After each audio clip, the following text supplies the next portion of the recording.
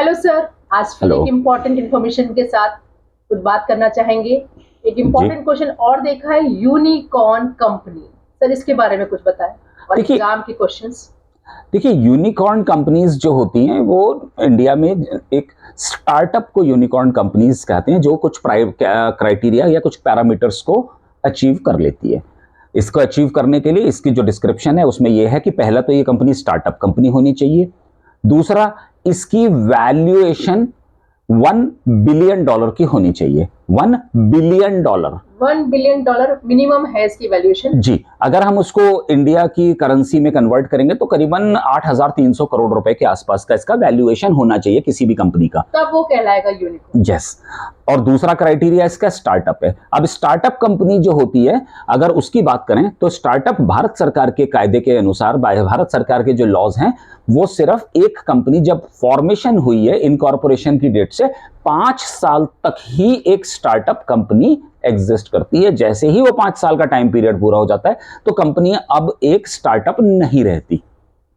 तो यानी कि जो कंपनी 5 साल के अंदर अंदर बनी हो और उसकी वैल्यूएशन 8,300 करोड़ रुपए यानी $1 बिलियन को पार कर चुकी होगी, वही कंपनी एक यूनिकॉर्न कंपनी कहलाती है। सर जैसे मैंने देखा है, सुना है, पढ़ा है, फिजिक्स वाला जी, है ना, ये भी एक यूनिकॉर्न कंपनी के अंतर्गत आता है। हाँ बिल्कुल।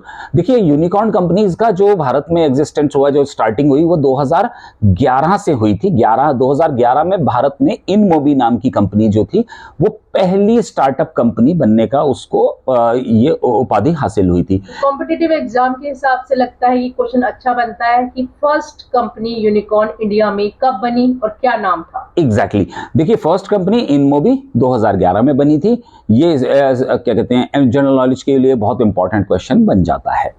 इसके बाद लगातार कंपनियां बनती चली गई, भारत में प्रोग्रेस होती गई, कंपनी को स्टार्टअप का दर्जा मिलने लगा और गवर्नमेंट की पॉलिसीज भी अब ऐसी हैं जो स्टार्टअप को ज्यादा प्रोत्साहन दें। हाँ जी बिल्कुल। और आज तक टोटल मिलाकर के 2011 से लेके अब तक 116 कंपनीज इंडिया में यूनिकॉर्न कंपनीज बन चुकी हैं। तो एक और क्वेश्चन बना सर कि कितनी कंपनीज इंडिया में अब तक रजिस्टर्ड हो गई हैं, तो आंसर इज 116। जी, एक साल में कितनी कंपनीज यूनिकॉर्न बन सकती हैं, इसका कोई डेफिनेट क्राइटेरिया नहीं है।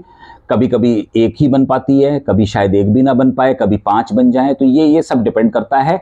जैसे अगर हम बात करें सन 2022 में 2 साल पहले की, तो सिर्फ अकेली फिजिक्स वाला ही एक कंपनी थी, जैसा अभी आपने बताया, वही यूनिकॉर्न कंपनी बन पाई थी।